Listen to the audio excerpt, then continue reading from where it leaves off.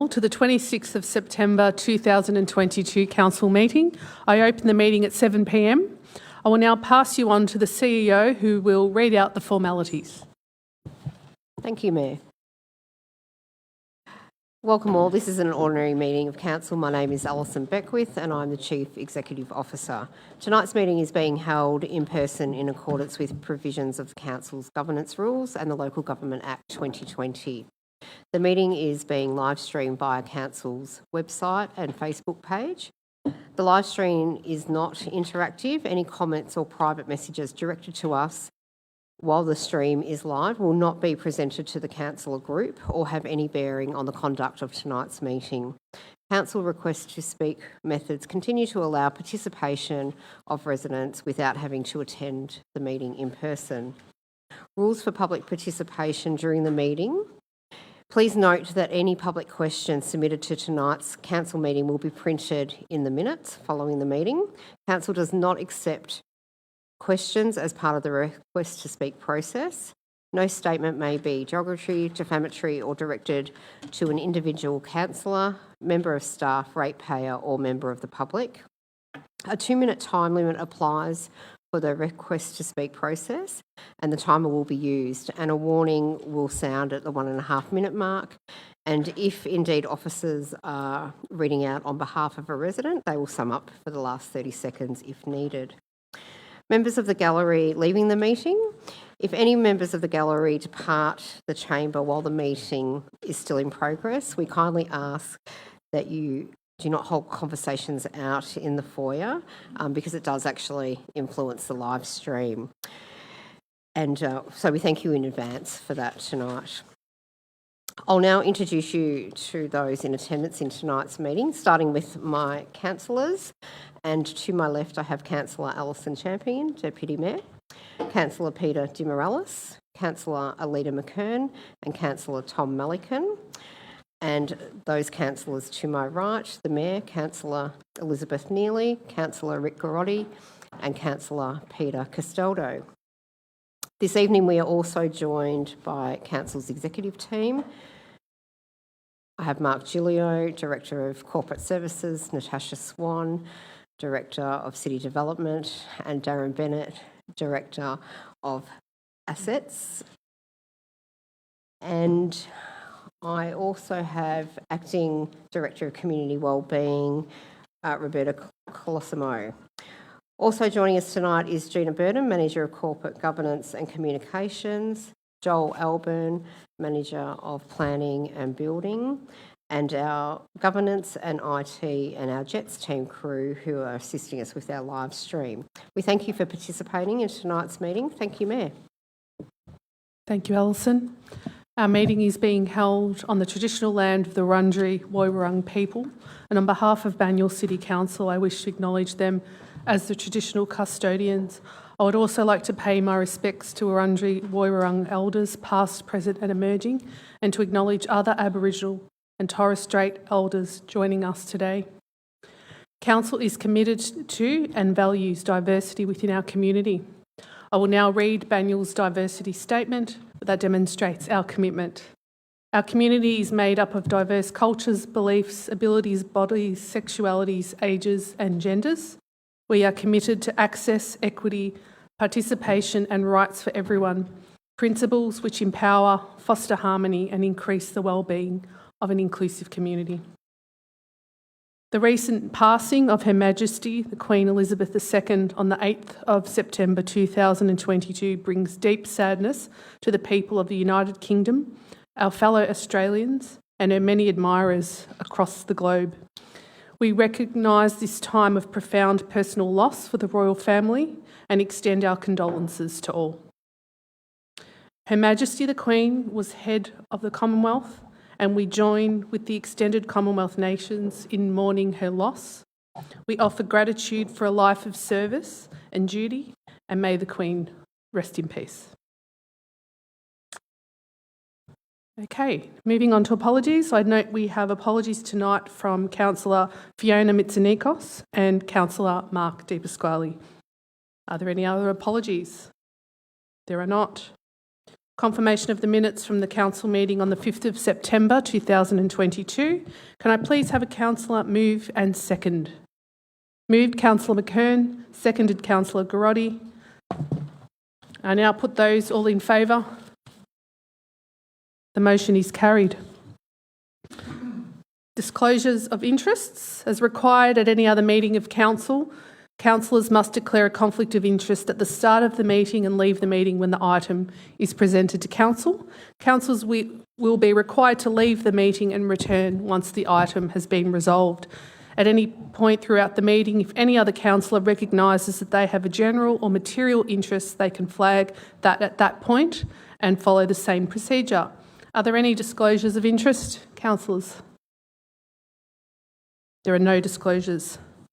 Officers that are present, I now ask whether you have a conflict of interest in any items presented to council tonight? No. There are no disclosures. Okay, moving on. Councillors, I'm of the understanding that Councillor Garotti would like to bring forward a general business to the start of the meeting to bring attention to a key item.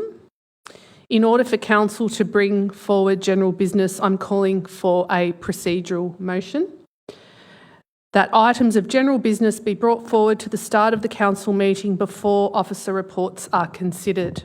Councillors, I'm seeking a mover and a seconder. I'm happy to move, Mayor. Moved Councillor Garotti, seconded Councillor Melican. All those in favour? The motion is carried. Yep. I'm getting it. So we'll start with first general business item to Councillor Garotti. Yeah, thank you, Mayor, and thank you to Council for the opportunity to bring this item forward to the start of the meeting. And it is of quite significance to the community. The Iranian Women's Association has approached the Council regarding a campaign of solidarity that they are running following the fatal assault of Mahsa Amini. Mahsa was a woman in Iran who was brutally murdered for not wearing a headscarf. And I'll just read the story. She was fatally assaulted while in custody after being arrested by the morality police and taken to a re-education centre where she fell into a coma for not wearing her hijab properly. Her brother was with her at the time of her arrest and explained it took less than 2 hours from the time she was detained and her being wheeled out in a coma and taken away by ambulance to hospital, where she remained in intensive care for 2 days. Photos emerged showing that Mahsa had clear bruises under her eyes and blood streaming out of one of her ears. Sadly, Mahsa is just yet another victim of the Iranian regime, who have continually engaged in human rights violations against women, religious and ethnic minorities, political activists and unions, and as well the LGBTIQA+ community. Banyule is a refugee welcome zone. We've been a refugee welcome zone for a long period of time, and it's something that we're very proud of. And as a council, we have an important role to play in showing solidarity for the Iranian people who live in our community, in saying to them that what's happened is not acceptable, that we sympathise with them, that we stand united with them, and that as a council we condemn this sort of violence wherever it happens, and that we stand up for women. And so I'm very grateful that the council's been given me the opportunity to be able to raise this on behalf of the Iranian Women's Association and who have members here in Banyule. We brought it forward so that they could watch in by video, and this is posted, and this will also be seen by people in Iran, and they send their thanks and appreciation to the community here in Melbourne. Thank you, Mayor. Thank you, Councillor Garotti, for bringing that to our attention. The next business item, general business items, Councillor Castaldo. Thank you, Mayor. I'd like to acknowledge an event that was held on Sunday this week. The first Clean Energy Expo put on by Banyule Clean Energy Group, supported by Banyule Council on Sunday the 25th of September. Noting the significant work by Paul Gale-Baker, who led the project and made it a success, it was along with the hundreds of event attendees that arrived throughout the day. The event included a range of stallholders and presentations that covered many areas so important to support our community on its journey towards zero emissions. There are already discussions on potential annual event and look forward to seeing further events like this coming to Banyule. Thank you, Councillor, for that item. The next item is from Deputy Mayor, Councillor Champion. Thanks very much, Mayor. On Sunday, the 11th of September, Banyule's Youth Fest was held in McLeod Park. Lots of residents and families came out to celebrate everything youth. Music, face painting, sporting activities, cultural activities, small business market stalls, free clothes swap, food stalls, amongst other activities and organisations including the Scouts. The event was the biggest so far in its history, possibly due to not being held in 2020 and 2021. Approximately 6,000 people attended and essentially stayed for the 5 hours, and many commented how much they missed the event and were so happy for it to be back in full swing. A reporter from The Age, another local Banyule resident, invested time on the day writing in the article for the paper on the success of the event. So many thanks to the Banyule youth team and all the participants who contributed to what was a perfect sunny Sunday afternoon. Along with the Mayor, Councillor Elizabeth Neely, Councillor Tom Melican, Councillor Rick Garotti, Councillor Peter Castaldo, Councillor Peter De Morelos, myself and our CEO Alison Beckwith. Thank you. Thank you, Deputy Mayor. And then the next two reports are from myself. So the first one being the Northern Council Alliance, NCA. So this group advocates for projects that will improve services for residents and businesses. The NCA represent and advocate for approximately 1 million people who live across 7 councils: Banyule, Darebin, Hume, Mitchell, Moreland, which is now Merribeck, Nillumbik and Whittlesea. So the positive about this is linking our major industries and businesses. Our priorities are transport, connectivity and access, jobs and skills growth, community health and wellbeing, and regional collaboration. So the formal launch of the NCA will be on Tuesday, the 18th of October. We will be launching our strategic plan and advocacy priorities to the 2 tiers of government, showcasing the need for strong investment in the northern region of Melbourne. So councillors will be in attendance to represent Banyule Council. My second report is on the St Helena Bushland Reserve. It's a hidden gem in the northern part of the municipality. You may have been lucky enough to visit the area. So yesterday there was the Friends of St Helena Bushland Reserve's 30th birthday. Council's grateful to this Friends group for fighting to save the forest vegetation in the late 1980s and have been looking after it ever since. So the Indigenous vegetation and diversity of flora is of state significance in this area. Interestingly, during the 1840s, much of the area was used for farming, and the small girth of trees in that area suggests that reserve has only been land cleared for approximately 30 years. So it's been able to flourish from then. So this is one of the diverse forests that once covered the entire region, this little pocket of land, before housing developments. So 75% of the plant species in the reserve are found in the ground layer, which makes it quite unique to other bushland areas in the municipality. So very important special event yesterday. Thank you. We're going back to the agenda now. So I've just got to move my papers around. Back to the order. All right. So first item on the agenda is item 3.1, Ivanhoe Aquatic Centre Stage 2 redevelopment. There are no speakers on this item and there's an officer recommendation in the papers. I'm now calling for a motion. Moved, Councillor McKern. Do I have a seconder? Seconded, Councillor Malikan. Councillor Kern, would you like to speak? Thank you, Madam Mayor. Ivanhoe Aquatic Centre Stage 2 seeks to upgrade and add new facilities to the Ivanhoe aquatic areas, in line with the draft Banyule Aquatic Strategy, community feedback and expert industry advice. These changes to Ivanhoe Aquatic are timely given the ageing infrastructure of the centre and also the growing population of Banyule and in particular the Ivanhoe area. It was deferred at the last meeting, people will recall, to further discuss elements of the design. So what does option 2 of the plan offer, which is what we're being asked to endorse tonight, as opposed to option 1, which was the first option that went to public consultation?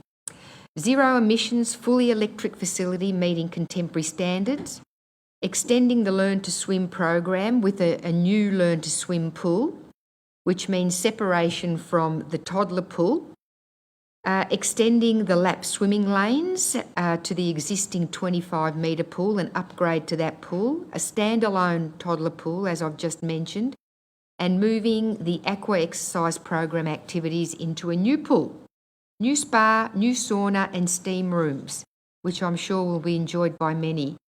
So Council is also looking to improve the Learn to Swim experience for school groups via dedicated change rooms and improved parking. Another important element of this, which has been discussed recently, is providing access from the pool to outdoor areas and integrating the outdoor parkland setting into the aquatic experience for pool users, especially during warmer months. This is something that's been raised by quite a number of residents with me, Madam Mayor, saying that on a hot day it's absolutely boiling in that pool and it would be nice to actually be able to go outside and sit under a tree and enjoy the surrounding parkland to the pool. So that is going to be one of the aspects that we're looking to explore in this next stage, which is detailed designs for option 2. So looking forward to support for this important project for Ivanhoe and Banyule. Thank you. Thank you, Councillor. Does a seconder wish to speak? Councillor Malikan. Yes, I'd agree with all Councillor McKern has said and just point out that by adopting the option 2, we're meeting the needs for the next 30 to 50 years, which I think is important because they're incredibly expensive pools, as the document highlights, but this will make sure that we get the right strategy, the right facilities in place to meet the needs, and we don't need to go back and readdress it again shortly. So happy to support this tonight. Thank you, Councillor. Does any other councillor wish to speak? Councillor Castaldo. Yes, thank you, Mayor. Look, I'd first like to acknowledge the significant change as we've moved through this journey with public consultation with the community. We've taken on board a lot of ideas and the aspirations of the community. Ivanhoe certainly pushes hard, and so does the councillor, Alida McKern, down there, and she's worked tirelessly to deliver the best possible outcome on that project. And I think both the support from the community, the councillor, collectively, all of us, we're all on board because we've seen great work and rationale provided to us by the council officers on every little aspect that we've incorporated into this project. So I wasn't sure if I could support a project expanding so massively, but after hearing the grounds for the changes, I'm totally on board and look forward to this project moving forward and finding a way to fund it. That's the next big job. Thank you, Councillor. Does any other councillor wish to speak? Councillor Grotty. Yeah, thank you, Mayor. And I think we should just also point out as well just the great work undertaken by officers to bring about the plan. And we deferred the item at the last meeting to look into things, and we had some very good advice come back to us as a group that's enabled us to move forward. So thank you, CEO, for that advice. But I think Councillor Castaldo probably did note it at the end, funding this. There's only 12.7 million set aside. We know the construction costs now have increased between 30 to 50%. So there'll be some difficult decisions ahead for this council around looking at what projects we prioritise. And I suppose as well through our CEO and Mayor, the advocacy with state members, our new federal member in the federal government as well, what opportunities there are to access funding from those levels of government to help bring this about. Thank you, Mayor. Thank you, councillor. Does any other councillor wish to speak? I just might reiterate a few points just to meet the future needs and demands of the Ivanhoe community and its surrounds. An extension of this aquatic space is necessary to meet the needs from 30 to 50 years. So option 2 provides the best net community benefit there. And it's important to note that stakeholder engagement has been undertaken to review the master plan, and there is strong support for extra pool spaces and particularly for Learn to Swim.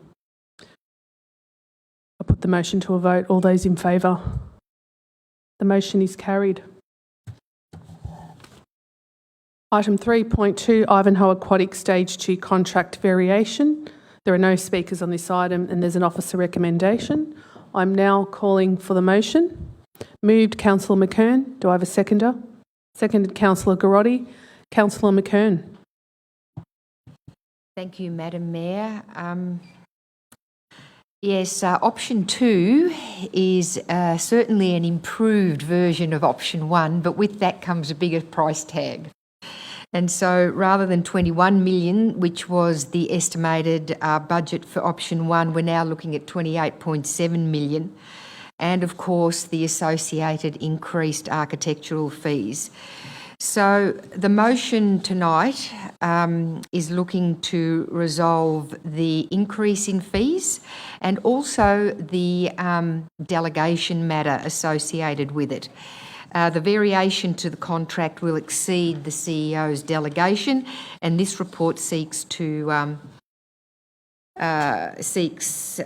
council approval to delegate its power to the CEO to approve the variation. So this is largely what the motion is about.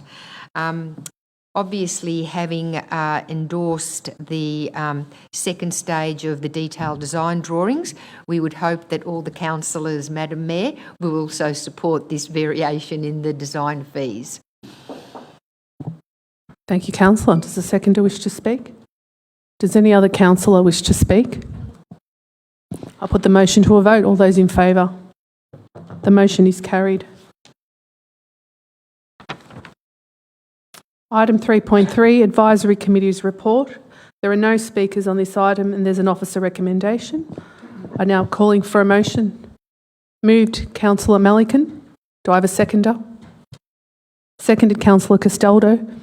Councillor Melican, do you wish to speak? Oh, just a couple of words. Yeah, these committees are very important to council, and there's a great number of volunteers in Banyule who are willing to give their time and expertise to assist council to go around and make better decisions, and that's what this is all about. So I'd like to thank all the participants in these committees.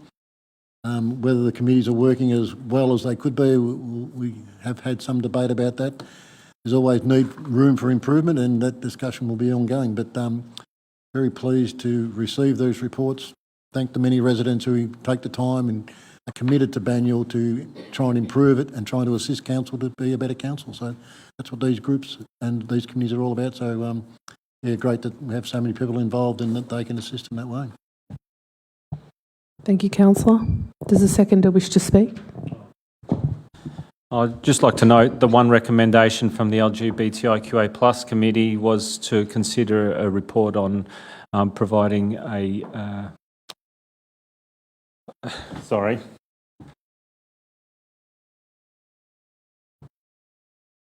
memorial site to acknowledge all the people lost through discrimination of the people in that community. And it is significant when I hear the stories that the community members tell in that area. I do recognise that we have a lot of other memorials.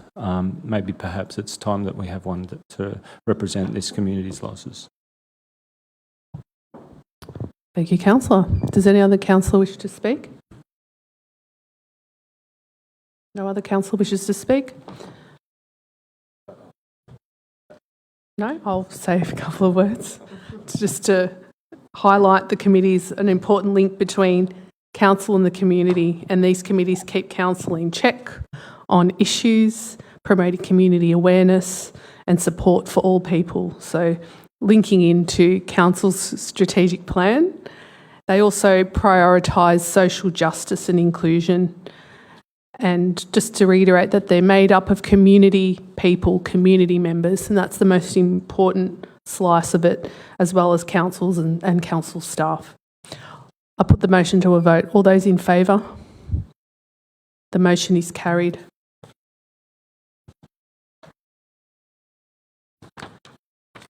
Okay, item 5.1, 44 and 72 Turnham Avenue, Rosanna, Supermarket and Rosanna Library Development. There are 5 speakers on this item. We begin with Michelle Bateman from Urbis. We'll address council in person. So if Michelle, please... Oh, there you are. You're already there, so you have 2 minutes. Thank you, Michelle. Good evening, Mayor, councillors. I am Michelle Bateman of Urbis, and I act on behalf of FabCot with regards to the proposed amendment for this site.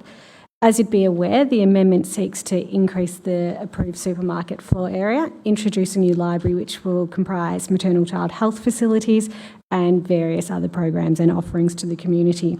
We're also seeking approval to remove an additional 4 trees that are of native vegetation, and also seeking approval for a car parking reduction associated with the library use and the supermarket increase. The proposal has been designed to provide a positive response to the site and the surrounding area, which includes various architectural features and materials, and these also provide a point of distinction between the 2 uses.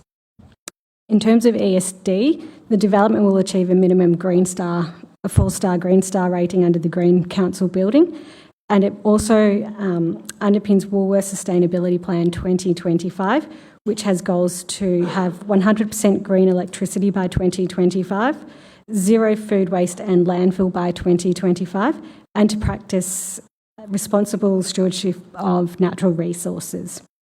In terms of car parking, the proposal is increasing the car parking on site to 126 car bays, and this will exceed the anticipated peak car parking demand of 86 car bays. The proposal also does no longer rely on on-street car parking, which the previous proposal did. Trees I've already discussed, and the current permit allows for offsets, which will still be complied with. An acoustic assessment was done, which confirms the suitability of the noise to comply with everything. Overall, we consider this will be a positive response to the site area. We will provide investment of $22 million to the area, along with 180 construction jobs and 150 ongoing staff jobs. We see this development as an exciting opportunity to service the Rosanna community, and will help meet the current demands and the future demands for infrastructure and services in the area. Thank you. Our next speaker, Susan Martin, will address council in person. Thank you, Susan. Please approach the lectern and you will have 2 minutes to speak. Good evening. I'm Susan Martin, a resident of Rosanna. I've attended many consultations regarding Rosanna Library and Woolworths. I went to both consultations at Rosanna Bowls Club, and there was no representation from councillors until people complained on social media. These consultations, hosted by Banyule City Council staff and a representative of Woolworths, were pro-Woolworths and focused on convincing residents to accept the development. I witnessed all the local people who were against Woolworths. The majority of locals are against Woolworths, as evidenced in objectors at the consultations, who were very clear in articulating their objections, and also evidenced in the 5,500 plus people who signed the petition.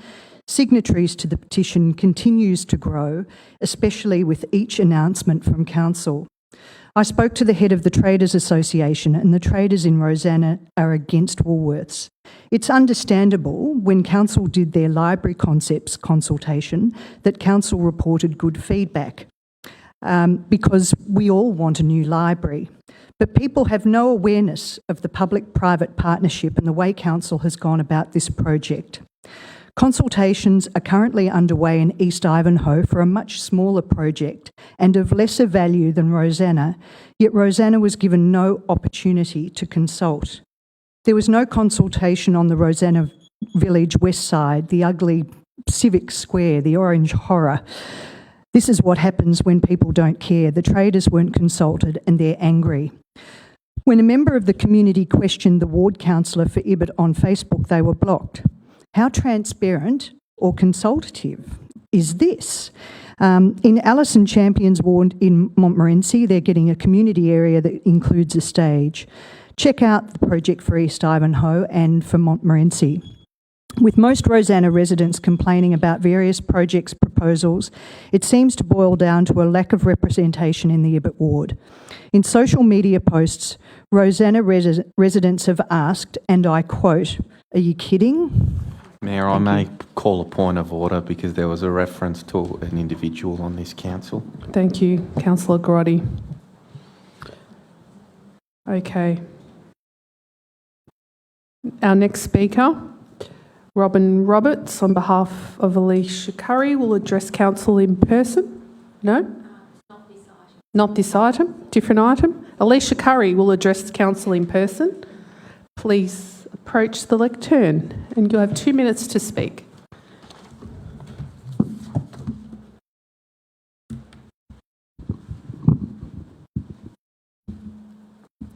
Mayor, councillors and the public audience that are listening in this evening. My name's Alicia Curry and many of you will already know me because of the VCAT case which was initiated in 2017 by objectors, and council have now published a copy of that decision alongside the planning application which is on Banyule Council's website just recently. So I've been engaged in fighting this development since 2016 when I accidentally came across a small mention of the sale of land to Woolworths in a flyer that had not been distributed. And the public's main concerns at the time were the loss of public land, the unsolicited proposal not in dispute with council, and the removal of many high-value significant trees and the impact on existing traders and the wildlife corridor. Now, my prior submission on the lack of consultation can be viewed in Council's meeting of 20th of September in 2021. And if you look at just about the 44-minute mark, I've got a PowerPoint presentation so you can see all the documents that were distributed to the residents and what the residents really think about them. Now, yesterday I had a long chat with the Mayor, Elizabeth Neely, which I really appreciated. She gave me a lot of her time generously. And given that I only have 2 minutes to speak this evening, I'm just going to focus on a couple of issues that have come up with this new amended application. So I just want to point out one of the hypocrisies with the plan and this new plan is that the parking for Rosanna Library is only provided in this proposal as 18 spaces. And if I'm comparing that to what's been provided for the Ivanhoe Library, at 277 spaces, it's an absolute major discrepancy. And council has actually commissioned their own report, GTA, one of the best known traffic consultants, and they've actually provided a report that gives a correct analysis. Now, in the report currently, and I'm sorry, Mayor, may I have an extra 30 seconds or so? Thank you. In the Woolworths report, they actually say that council did not provide them with the capacity of the library to do any analysis. And they've done an average across the board over 6 days at 12 hours, assuming that at 8:30 p.m. at night, that the car parking would be the same as a peak hour of about 11 a.m. So that's one of the problems with this, and I did address, since I've run out of time, I'll leave it, and Mayor, I take it that you will do a follow-up with the number of questions that we discussed and the number of other issues. And just to say that on the Raw website on Facebook, we're going to be posting up a number of the flooding videos that were provided in the VCAT hearing so that the public can see what we put forward. Thank you very much. Thank you. Our next speaker is Stephen Paul, who will address council in person. Thank you, Stephen. You have 2 minutes. Thank you. I objected to this proposal back in 2015. I thought it was an inappropriate development. The fact it's on a creek bed. Also noted back then that Turnham Avenue and Douglas Street was equated with Plenty Road and Grimshaw Street by then Councillor Phillips. He also turned his back on the gallery when discussing it, so should have demonstrated his concern for public. I just to say I'm currently engaged in debates around reinstating our waterways. It's not a debate I'm winning at the moment in other areas, but I'll keep fighting on. Now, I would think that Salt Creek, and I'm not an expert in this or have any knowledge, would be part of the local Indigenous songlines of the area. I'm not sure that these things have been discussed or investigated by the council, that the use of this creek bed in this matter. I also currently have a tree on my front nature strip, which is lifting up the footpath, and I can't get that tree removed and replaced with a more appropriate. It's an exotic from Queensland, but Woolworths seems to be able to get a number of large Indigenous gum trees removed without much trouble. I have a concern about the Maternal and Child Health Service in Hillside Road. What's going to happen to that? Is that being replaced? It's not clear in your documentation with this new proposed Maternal and Child Health Service. And if it is, what's happening to the land that service is on currently?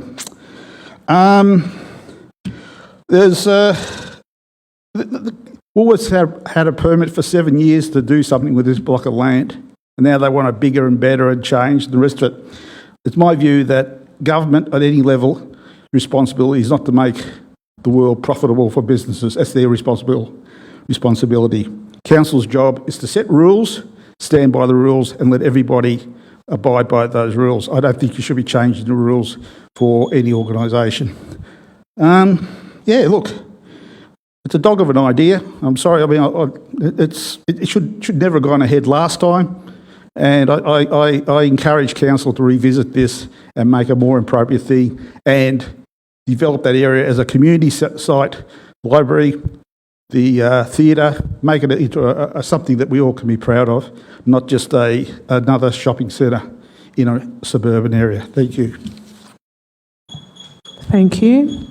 A written statement will now be read on behalf of Daniel Mueller, read by Natasha Swan, Director of City Development. Thank you, Mayor. I believe that the ongoing amendments are moving this project further and further away from the interests of the public and residents. This deal on this cooperative is looking more and more like council has been giving more and more ground to Woolworths to the point where it's becoming a joke. The initial permit is being amended so much it is likely it would never have been approved in its current form in the first place. At this point, Woolworths will surely proceed and the library will be built. What benefit other than to Woolworths are these ongoing changes? It is feeling more like the leadership of the council want a future job at Woolworths than being concerned with its own people interests it represents. Dan, Rosanna, resident. Thank you to the Director. There's an officer recommendation in the papers. I'm now calling for a motion. Councillor Melican. Can I ask some questions first? Proceed. Several questions. There's been a bit of discussion about the loss of trees. Would a standalone library on our land provide a better outcome in terms of tree retention and streetscape upgrade? Through you, Mayor.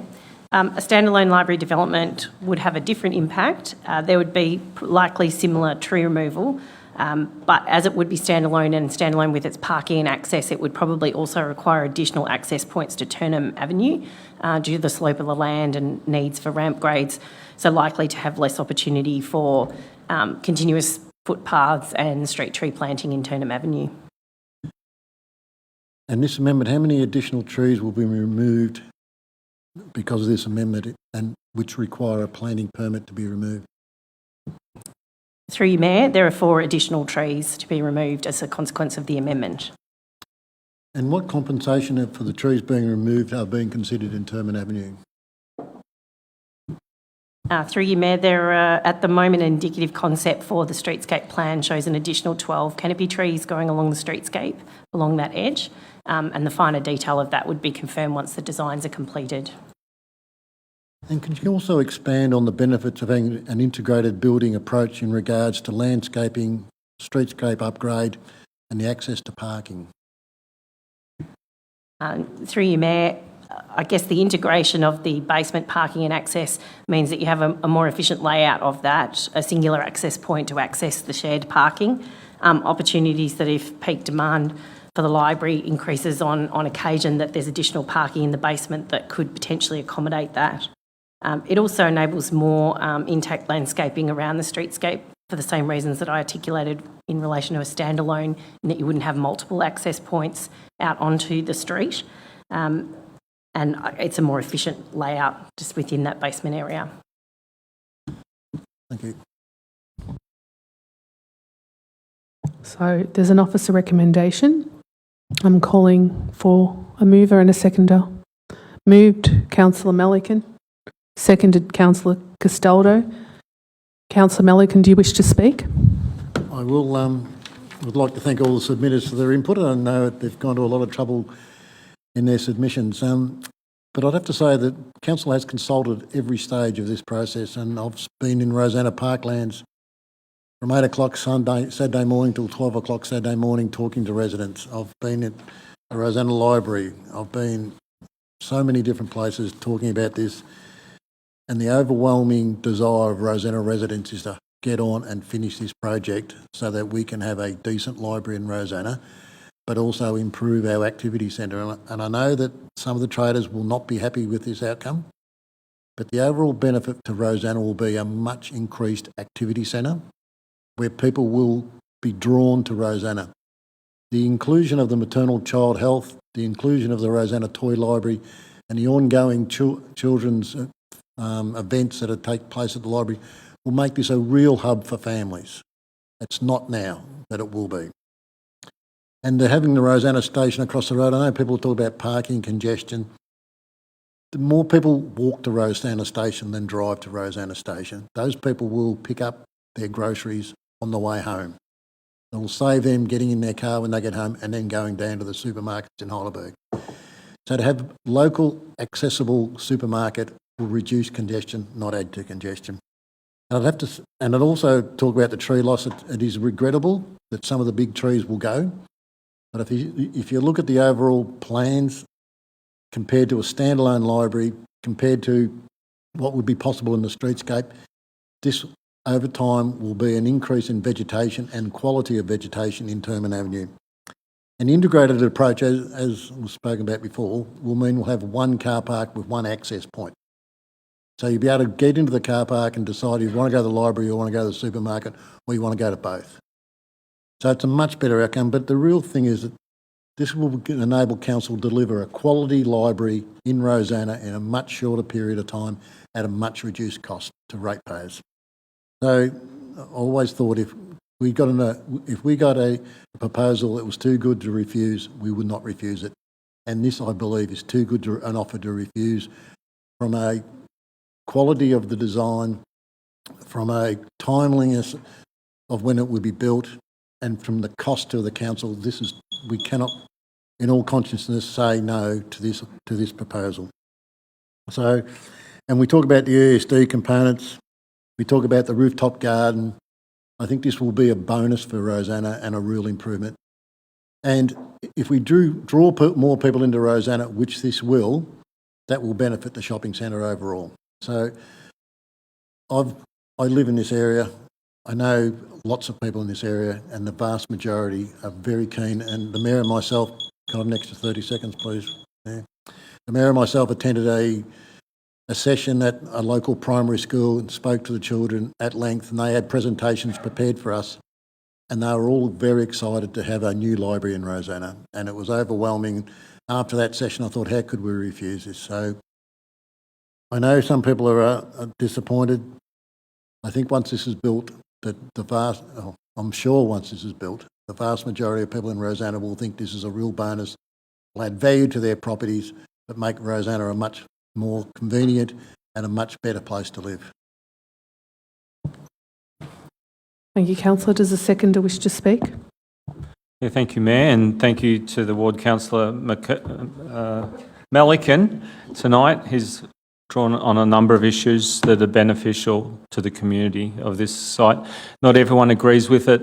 There's been a very strong campaign from a number of people in our community against this, and tonight was an example where not everything is what I consider to be honest conversation on this subject matter. Councillor Melican and myself both attended the consultation, not because of information on social media, but because we care about this project and we wanted to hear the views of people. Secondly, I wasn't always supportive of this project. I had my concerns, but over the journey we've gone on this, I feel that the design has improved greatly.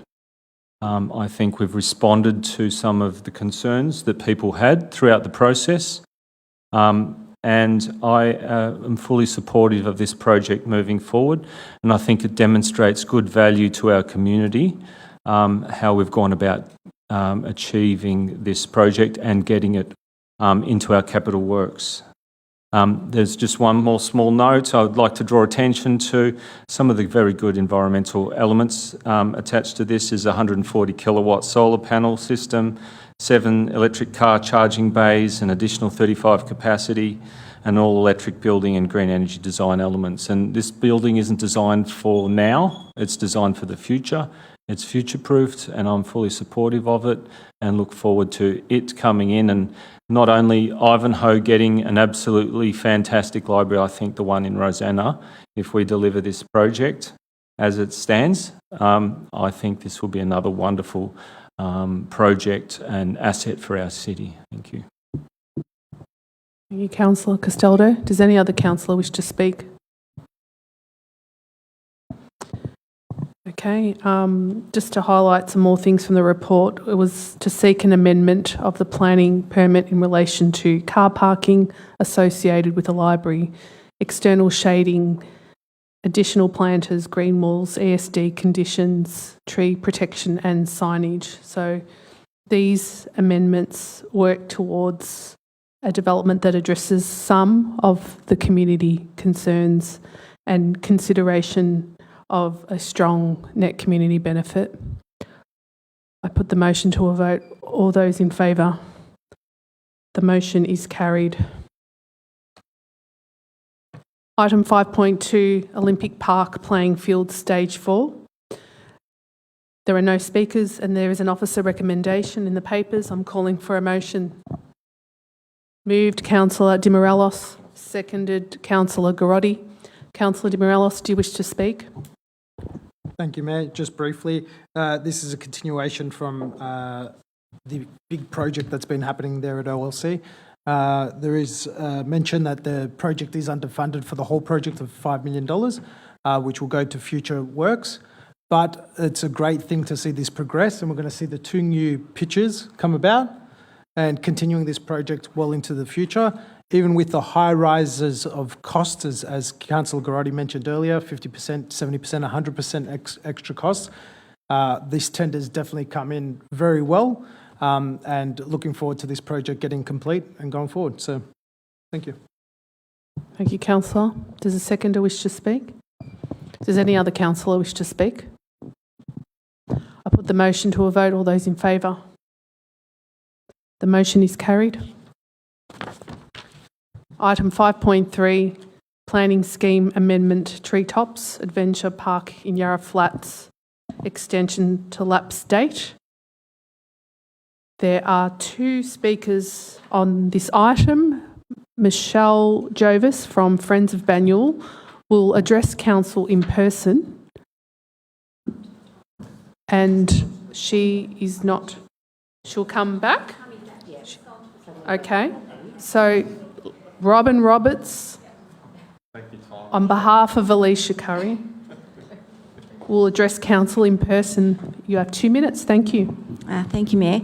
I just wanted to speak on this item. Alicia was happy to let me have a go because I'd put to Peter Castaldo and Alida an idea for a solution to tonight. We don't really want this project to go ahead. We were involved in the panel hearings, which went for many days. We heard all the expert witnesses, many of them provided by people in the community, scientific people who had real credentials. The hearing wasn't really designed to hear a lot about science in the kind of things that they spoke about.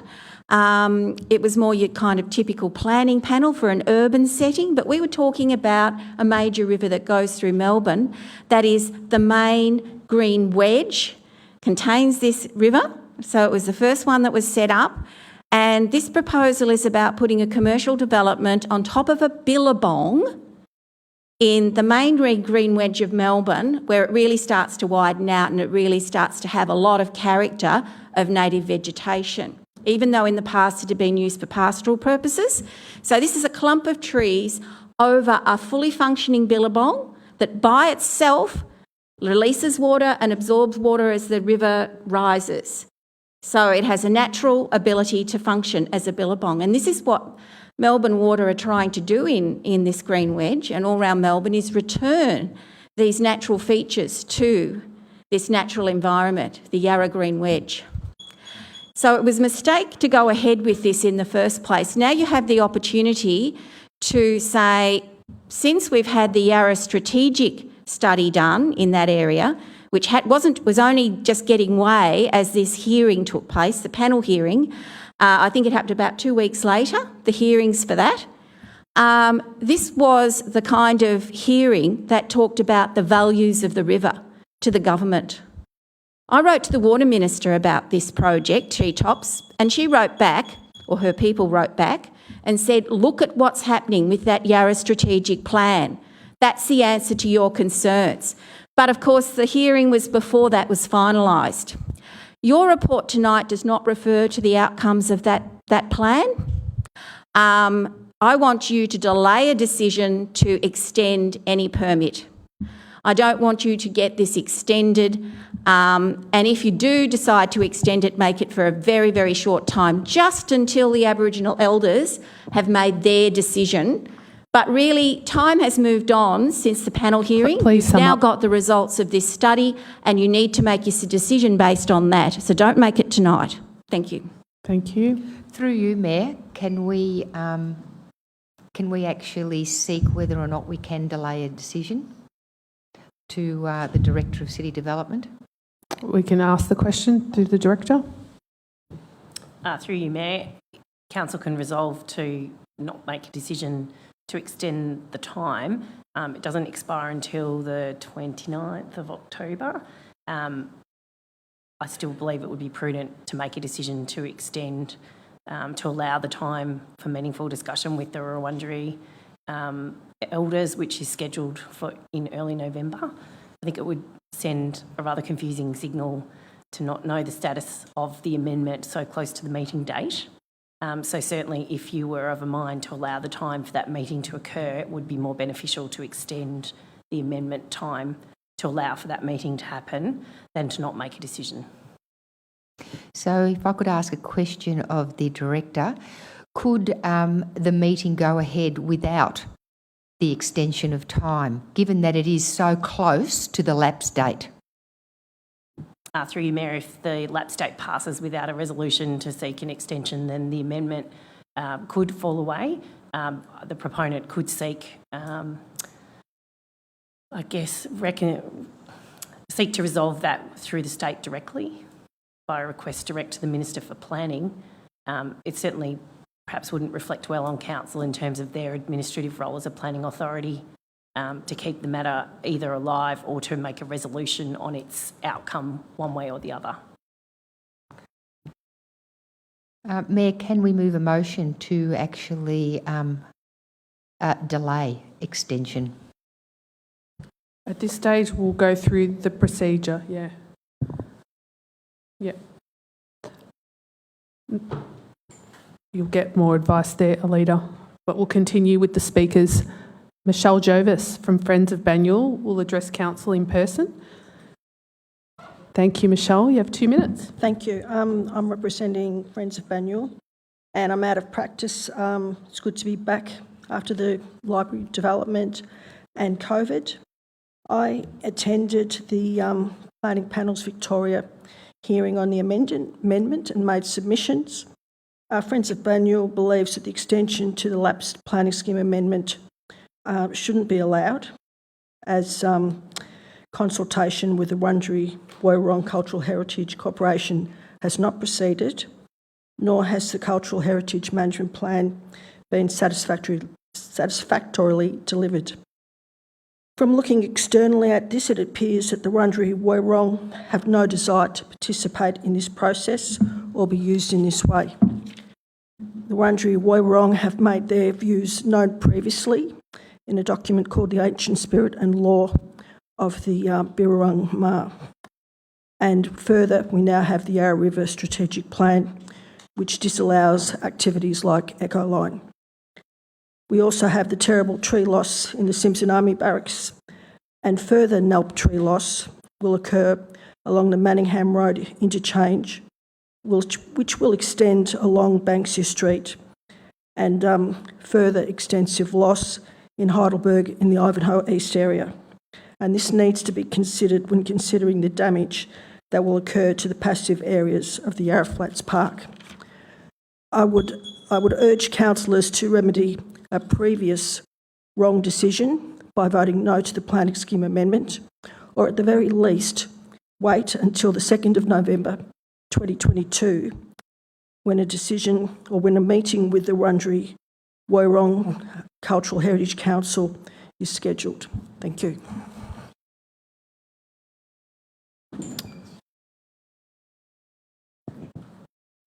I'm now calling for a motion. Councillor I'd like McKern. to put forward a motion to extend the lapse date to just after the meeting proposed on the 9th of November. Is there a seconder for that motion?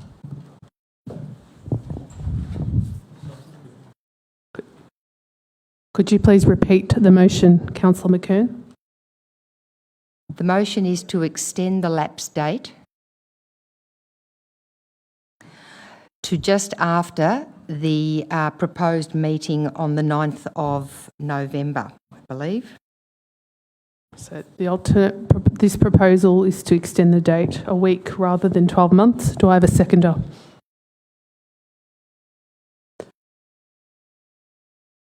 The motion is lost.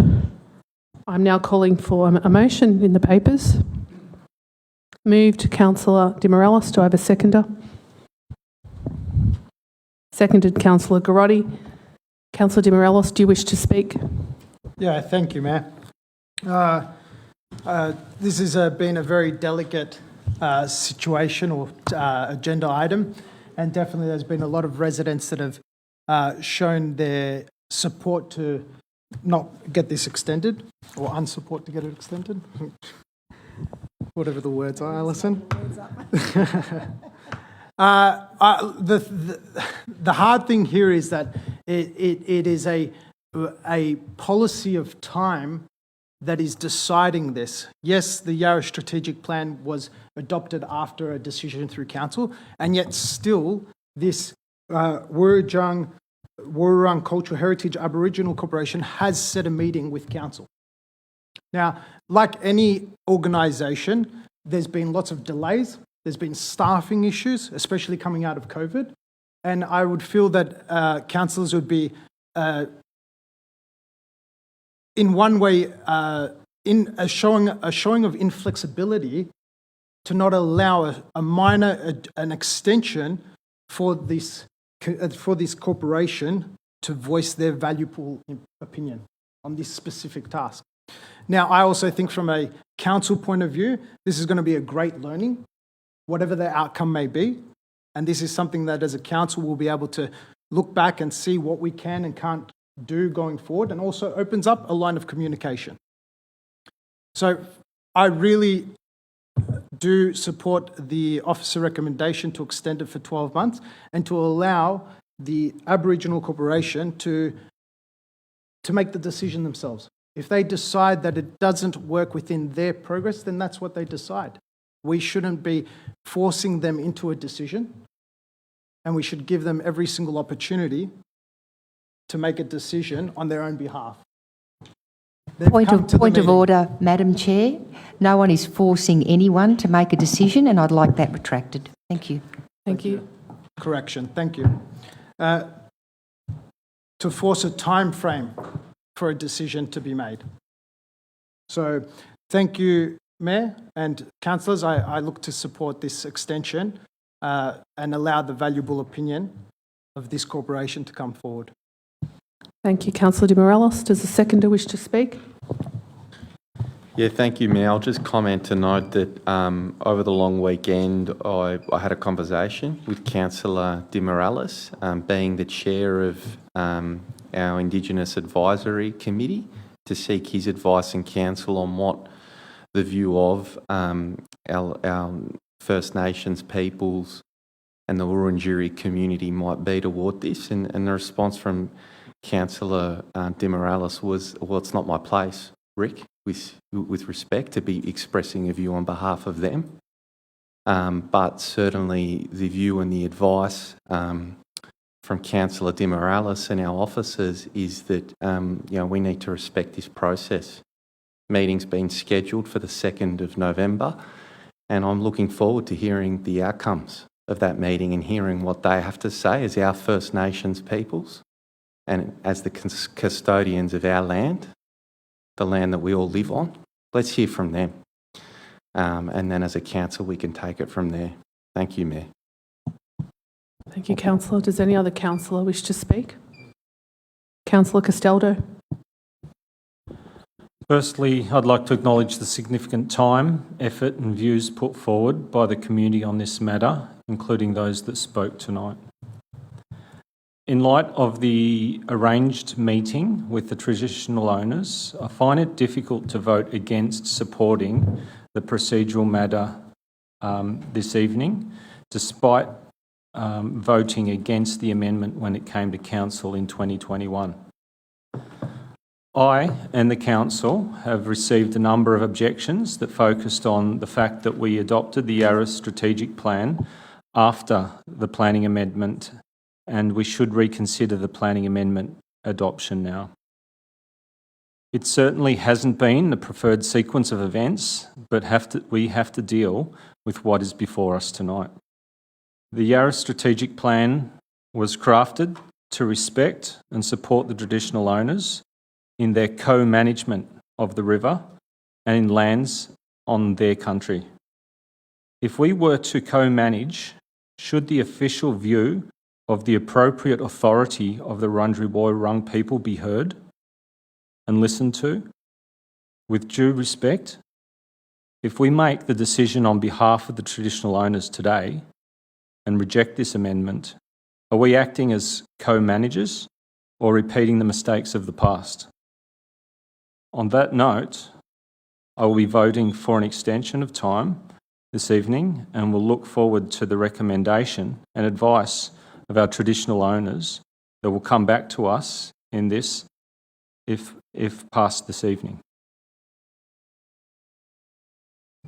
Thank you, Councillor. Does any other councillor wish to speak? Thank you, Madam Mayor. Since the agenda went public last Wednesday, councillors have received, as has been alluded to by my fellow councillors Garotti and Castaldo, many emails from residents objecting to the extension and urging that the amendment be abandoned. And thank you to everyone who has contacted council, and thank you to tonight's speakers for making sense. What is our community telling us, fellow councillors? Our community, who overwhelmingly objected to the proposed Treetops theme park in the first place, has not gone away. Remember that council received 192 community submissions opposing this theme park. Protecting the Yarra River is an important matter for all of Banyule. It's not just a ward matter. We continue to hear from many people throughout Banyule for support in relation to the abandonment of this very outdated theme park proposal in the Yarra Flats Conservation Area. Whilst I've attempted a motion tonight, I'd still urge you in making your decision, fellow councillors, that you consider the community's comments on these highly significant points. Parks Victoria sought expressions for a tree-based adventure park back in 2009. I have requested extension of time and hope you can honour that, Madam Chair. 14 years ago. Pursuing such an outdated plan is wrong and dangerous because it speaks to values and principles that are irrelevant in 2022.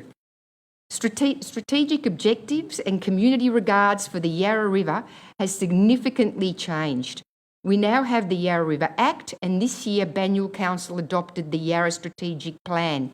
And I might just add that the Wurundjeri Woiwurrung, the traditional elders, the First Nations people all contributed to that plan. It's not like we're now going to go out and talk to them for the first time. They know what's in this plan because they've been collaborating on it from the get-go. So don't try and make it sound like they've had nothing to do with it, because they have. And I quote, total game changer. This is what it says in the Yarra Strategic Plan. Many people have expressed a need to balance increased access with the need for conservation of areas with high biodiversity value. Wurundjeri Woiwurrung people believe strongly that parklands management should consider conservation over human desires and needs. This sentence is very important in the context of Treetops, which, let us not forget, is a private enterprise to be located, should it go ahead, within public parkland. There are many other references to this site of significance, Yarra Flats, in the Yarra Strategic Plan. I won't go over them all, but what is stated in the plan is that Yarra Flats is in need of immediate protection. Immediate protection. What does that mean, fellow councillors? We also recently were exposed to the No Local Extinction Plan by our own biodiversity officer, who tells us 6 fauna species in Banyule are now threatened with extinction unless we do a lot more to protect their habitat. One of those 6 is the powerful owl. And Yarra Flats is an important part of its habitat. If there are members of the Wurundjeri Woiwurrung listening in this evening, I want you to know that I speak on behalf of many, many people in the Banyule community who support the Yarra Strategic Plan. What does this mean? This means no theme park for Yarra River Flats. The community of Banyule doesn't want it. The Yarra River doesn't need it. It needs to be protected for our Aboriginal cultural heritage, our Indigenous flora and fauna, and for our community, now and future generations. For the record, I did actually seek to put up a motion earlier to abandon the proposal and not allow an extension of the lapse date. Unfortunately, I didn't get support from any of my fellow councillors. Very disappointing. However, I will not support the motion to extend the lapse date. I don't believe anything about this proposal supports the spirit, the principles or objectives of the Yarra Strategic Plan, and I urge you, my fellow councillors, to do the same. Thank you, Madam Mayor. Thank you, councillor. Does any other councillor wish to speak? I'll speak. Oh, I think it'll be me before. Oh, sorry, Councillor Melican. Yeah, I wasn't going to speak, but I will speak. If you look at the Yarra Strategic Plan, it placed a lot more importance and emphasis on consulting with First Nations people when any decisions were made around the Yarra. And that's what we're trying to do here. This council made a decision when this proposal came forward whether we approved the recommendation to go to the minister or whether we would consult with First Nations people to get their view. We decided we would consult with First Nations people. Now, for a variety of reasons, we haven't been able to do that to date. But I don't see why us as white people should be telling anybody what should happen in First Nations, where First Nations people, their traditional land, where they should have the majority say in what's going on. We shouldn't be imposing our time limits on them. We shouldn't be imposing our procedures, our meeting schedules, whatever. We went down a process where we would consult with First Nations people on their views of this proposal. I have seen nothing that would change us from continuing to consult with them. And if they make the decision that they don't agree with this proposal, that's what this council will do. If they decide they will, then that's what this council will do. This is giving back control to the people who have been the traditional owners and the caretakers of this land for much longer than we have been. And I cannot see any reason why we would not consult with them and get their opinion. So I'll support the continuation of this process to give them the dignity, the respect, and to honour their decision. Thank you, Councillor. Councillors have considered the community's views and understand that some members do not want the proposal to go ahead.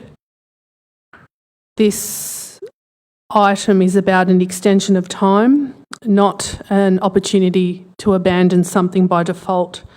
And I believe that that is not in the spirit of how we do things.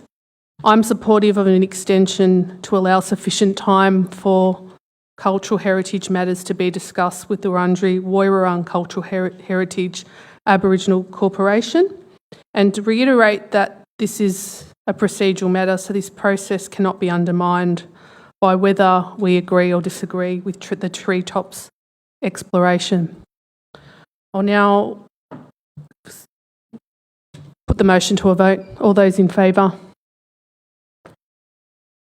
Against? The motion is carried. I wish to call for a division. Thank you, Madam Mayor. All those in favour are Councillor Castaldo, Councillor Garotti, myself, Councillor Neely. It's okay. You don't. It's okay. No. Councillor Champion, Councillor De Morelos, Councillor Melican, and against Councillor McKern. Item 5.4, East Ivanhoe Kindergarten Redevelopment.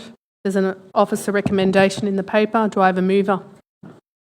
Moved Councillor Castaldo. Do I have a seconder? Second. Seconded Councillor Garotti.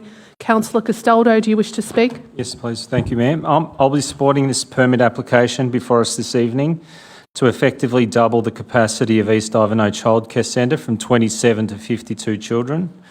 This is an important project to enable us to move forward and increase spaces for 3- and 4-year-old kindergartens to meet the massive increase in demand that is coming our way as a result of state government program, which is very much welcomed from families across the Banyule and Victoria.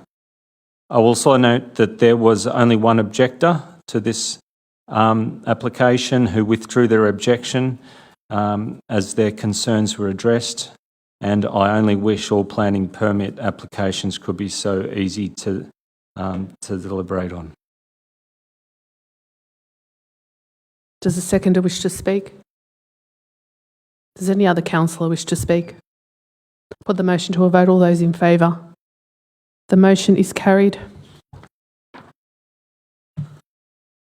Item 6.1, Street Lighting Program, upgrade to LED. There are no speakers. There's an officer recommendation. Can I have a councillor move?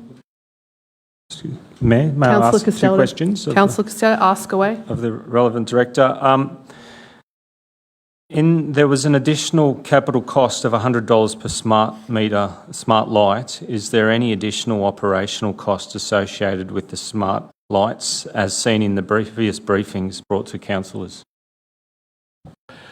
Through you, Mayor, whilst it was originally envisaged that there may be additional software costs to support the smart lighting, it's become evident that the existing software platform through the Smart Cities project can support the smart lighting.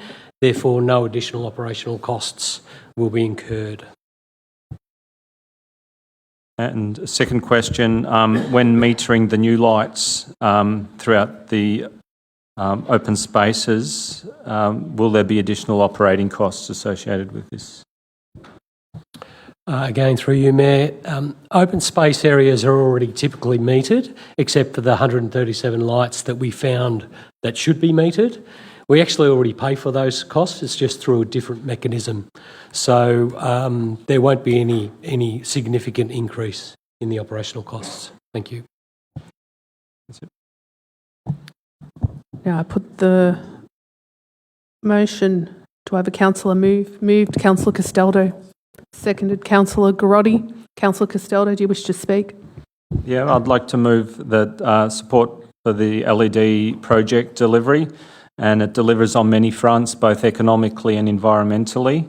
This will enable the trial of smart, dimmable lighting in the public realm in our parks and gardens, and that will be beneficial in lowering the lighting levels in our parks when not needed, in line with our biodiversity objectives to reduce impact on our fauna, and also reduce energy usage, lowering our climate emissions and impacts. So there's some good outcomes there, but we also see an improved outcome in being able to address damage or lights not functioning in these areas, which can be dangerous at times. We'll be able to service these much quicker now that we're in control of them to a higher level. And so supportive of this, delivers good economic outcome, good environmentally. It's a no-brainer for me. Thanks. Does the seconder wish to speak? Does any other councillor wish to speak? Put the motion to a vote. All those in favour? The motion is carried. Item 7.1, financial statements and performance statement for year ended the 30th of June 2022. There is no one speaking and there's a proposed motion. Mayor, if I may, I just had a few questions. Councillor Grotti. Yeah, thank you, Mayor. Just first question on the report of operations, and I'm not sure who the appropriate officer is, but I noticed there are a couple of actions around the Social Enterprise Development Program and the Sustainable Procurement Program, and again linked to social procurement, that those actions have been deferred for last financial year, and just seeking officer comment on what's happened there and whether the plan is to get them delivered in this current financial year. Director.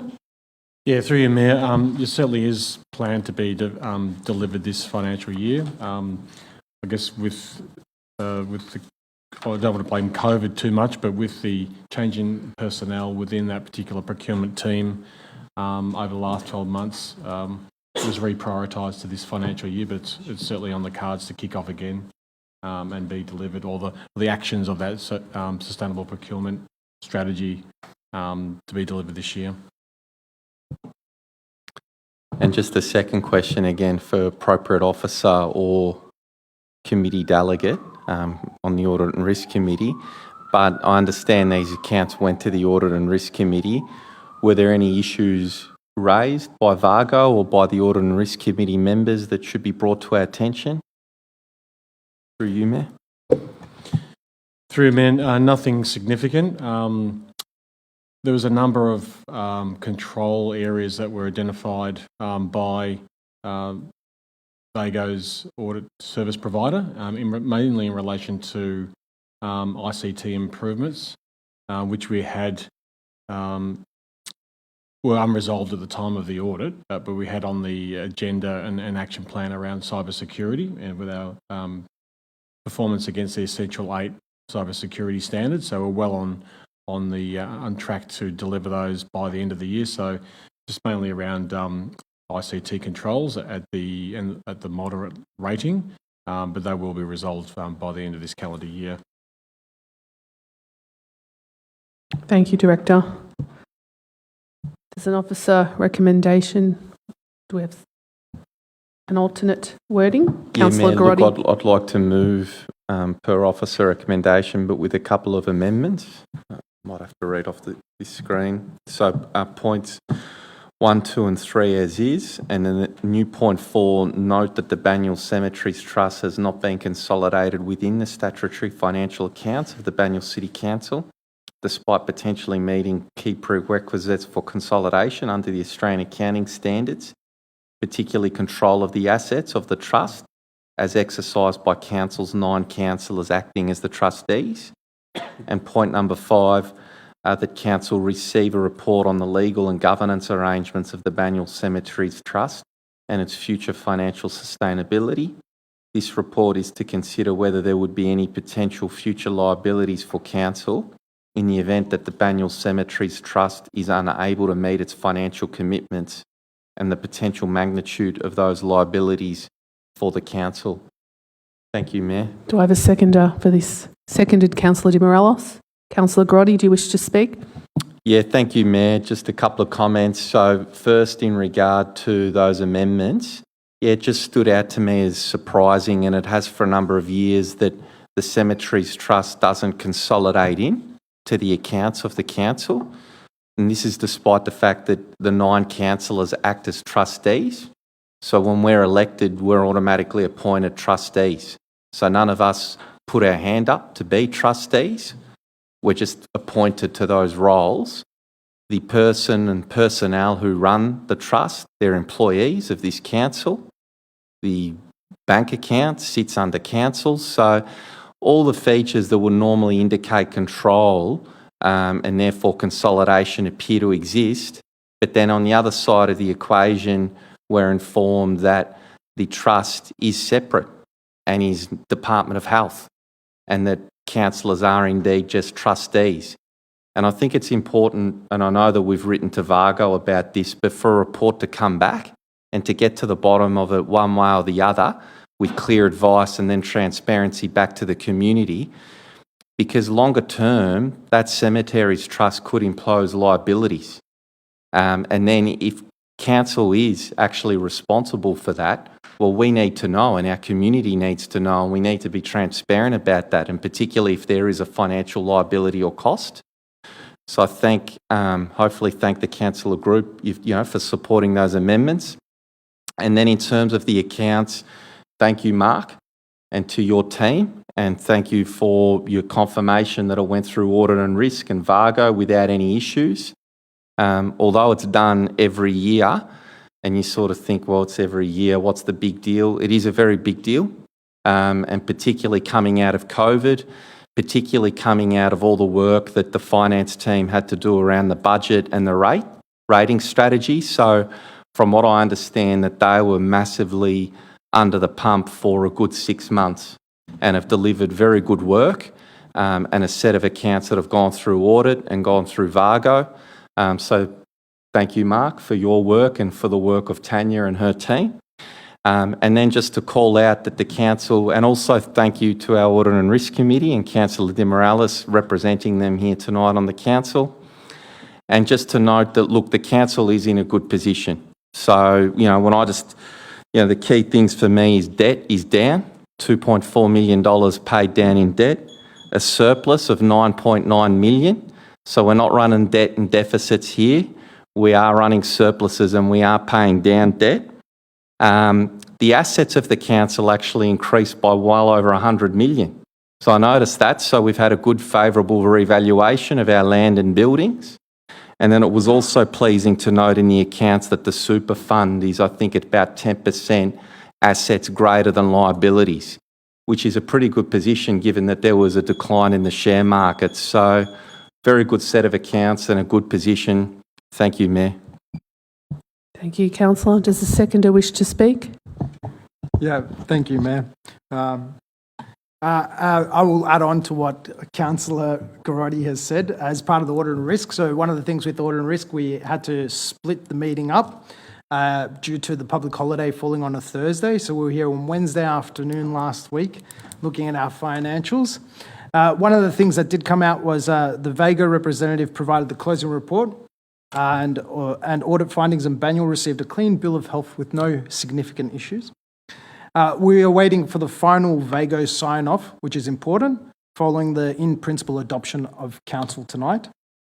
The final result, as Councillor Garotti has said, is a surplus for Banyule, and we are paying down debt, but also definitely during this trialling times, operationally, raw materials, it's a very important thing for councils to be stable, and I feel that this council continues to operate effectively, efficiently, and to continue to run that surplus going into the future and provide a foundation for this council to grow going forward. So thank you to all the officers and to councillors with their decisions.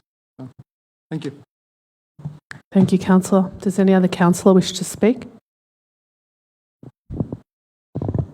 Okay, I'll summarise some key findings that I found and perspective. There are 52,965 private dwellings in Banyule, and the unemployment rate was 3% for the 2022 March quarter. And I'd like to mention these things just from a different point of view, I guess, or some different indicators. Paying down debt's great too, but I'm looking at the delivery of 100 services as what council does for youth, for family, health, local laws, open space planning, waste, community buildings and economic development. So a range of things that council has achieved. Due to the COVID restrictions, there was significant reduction in infringement income, building and planning income. There was also a reduction in the amount of user fees charged and collected. So we have to take all of these things into consideration, and moving forward must consider market conditions like inflation, cost of materials, unemployment, skilled shortages, very real for council. So despite all of this, council's in a good position. I'm also proud to mention that FOGO has had a significant impact on the environment as well as reducing landfill costs. So council will continue to be forward thinking and doing things in thinking outside the box to be innovative and make good financial decisions that benefit the community as well. I put the motion to a vote. All those in favour? The motion is carried.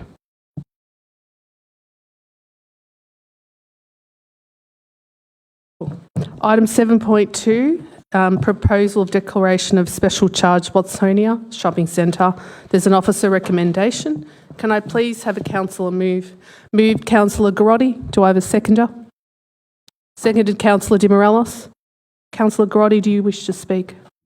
Thank you, Mayor. Look, only briefly to note, ahead of tonight, Councillor Di Pasquale's an apology, of course, but I just checked in with him. Being Watsonia being in his ward, very supportive of this item tonight. Thank you, Mayor. Thank you, councillor. Does a seconder wish to speak? Does any other councillor wish to speak? I put the motion to a vote. All those in favour? The motion is carried. Item 7.3, special charge McLeod Village Shopping Centre. There are no speakers. There's an officer recommendation. Moved Councillor Melican. Do I have a second? Seconded Councillor Champion. Councillor Melican, do you wish to speak? Yeah, very happy to support this. The McLeod Trade Association, very progressive, very active group, work well together with the coordinator, very good president. Things are certainly happening in McLeod. I know that the same could be said right across all our activity centres, but this is a unique scheme that this council developed many years ago. We are in the process of making improvements to it, which I think is a good thing. Any scheme that's been in use for a long period of time certainly should be reviewed from time to time, and that's what we're doing. But I have to say McLeod is a real success story and booming ahead, and the Youth Fest was a huge success for the traders as well as the community, and the market that's taking place there once a month has been very successful. And the playground there has been winning an award for the playground right at the front of the shopping centre has been a huge bonus. So I think if you go down to McLeod now, it's certainly booming, and the traders are very happy. So I'm happy to support this tonight. Thank you, councillor. Does a seconder wish to speak? Does any other councillor wish to speak? Put the motion to a vote. All those in favour? The motion is carried. Item 7.4, special charge Greensborough Town Centre. There's an officer recommendation. Could I have a mover? Moved Councillor Garotti, seconded Councillor Champion. Does the mover wish to speak? Does the seconder wish to speak? Does any other councillor wish to speak? Put the motion to a vote. All those in favour? The motion is carried. Item 7.5, special charge Eaglemont Village. There's an officer recommendation. Could I have a councillor move? Moved Councillor Castaldo. Do I have a seconder? Seconded Councillor Di Morellis. Does the mover wish to speak? The seconder? Any other councillor? Put the motion to a vote. All those in favour? The motion is carried. And record of councillor meetings. There are no speakers. Can I have a councillor move? Moved, Councillor Castaldo. Seconded, Councillor Grotti. Do you wish to speak? Put the motion to a vote. Any other councillor wish to speak? If the one time you don't ask, someone will. Put the motion to a vote. Okay, the motion is carried. Okay, we have done general business, so we'll move to public questions. We've received 4 public questions, and these will be included in the minutes of the meeting, and they'll be available on our website later in the week. In accordance with Section 66(2) of the Local Government Act, the meeting will now be closed to members of the public for the consideration of 4 confidential matters. Can I please have a councillor move and second for council to close the meeting to members of the public considering Olympic Park project, Watsonia Town Square project, potential strategic property and outcomes of CEO employment matters? Moved, Councillor Castaldo. Seconded, Councillor Malikan. For the motion, all those in favour? The motion is carried. 12.1, 2 and 3 have been designated confidential pursuant to Section 31 of the Local Government Act, as they contain confidential information relating to the private commercial information for business, commercial or financial undertaking that relates to trade secrets, or if released would be unreasonably expose the business, commercial or financial. The next ordinary meeting of council will be held on Monday, the 17th of October 2022. I now adjourn the meeting at 8:31 p.m. and thank you for your attendance. Thank you to the gallery.